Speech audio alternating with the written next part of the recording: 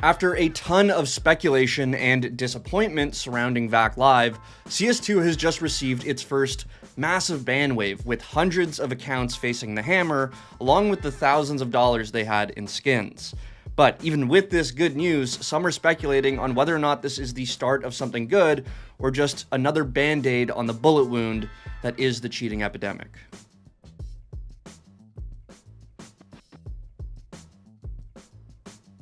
Okay, so over the last few months, I've been chronicling the current war against cheaters in Counter-Strike, and where we last left off, things were looking pretty rough. What is the smoke gonna do?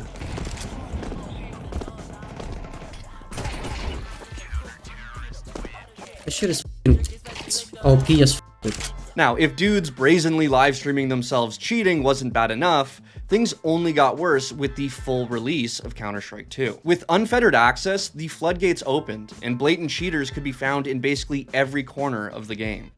If they know I'm they're cheating. Bomb down. I got pre-fired. I think this guy is cheating. The same guy. Come down with her. The sun is cheating. Oh my god, they're not even. Oh my god. Oh no. Where'd he go? Wait. Okay. Whoa! ThorCS pointed out in a Twitter post that even the new Premier ranking system had been infiltrated. There were some dudes on there with like 100% win rates because they were purposely being boosted by cheaters. Point is, shit was bad. Cheaters live streaming, cheaters in high and low elo, cheaters in Premier.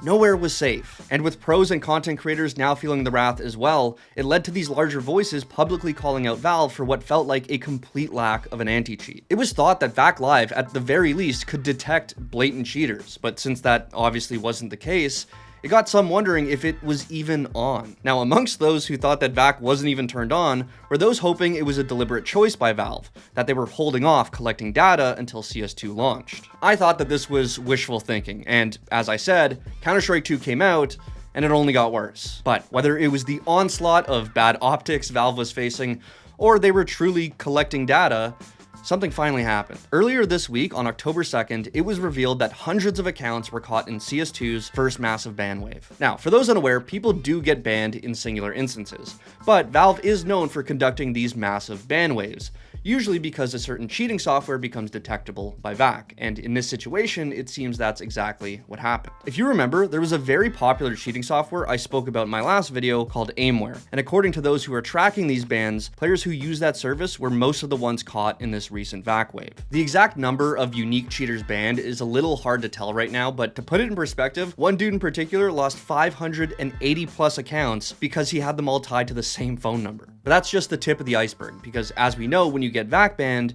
you also get trade banned, meaning the skins you had on your account become effectively worthless. Most of these people aren't that stupid, so the accounts that have like 2 D-lores are probably using inventory changers, but in some cases, cheaters were losing hundreds or even thousands in skins. Now, in the aftermath, pros, plebs, and content creators alike were relishing in the demise of these cheaters. Hell, even one Aimware admin was making fun of those struck. However, this is where we get to some of the more pessimistic reactions amongst the community. Although even one cheater getting the hammer is good news, many believe that it just wasn't enough. Some went so far as to say that hitting Aimware was low-hanging fruit, and I do get the hesitation for a round of applause.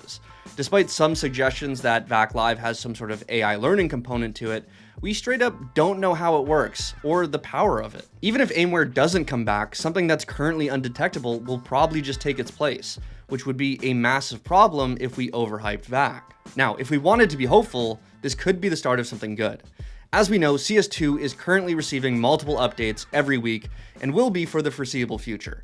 Maybe VAC is evolving alongside it. For me personally, I haven't faced anyone where I could definitively say that they were in fact cheating. But on the other hand, my brother, who never plays CS, was in an office comp map with teammates who were blatantly cheating and even telling everyone they were. I'm curious to hear from you guys.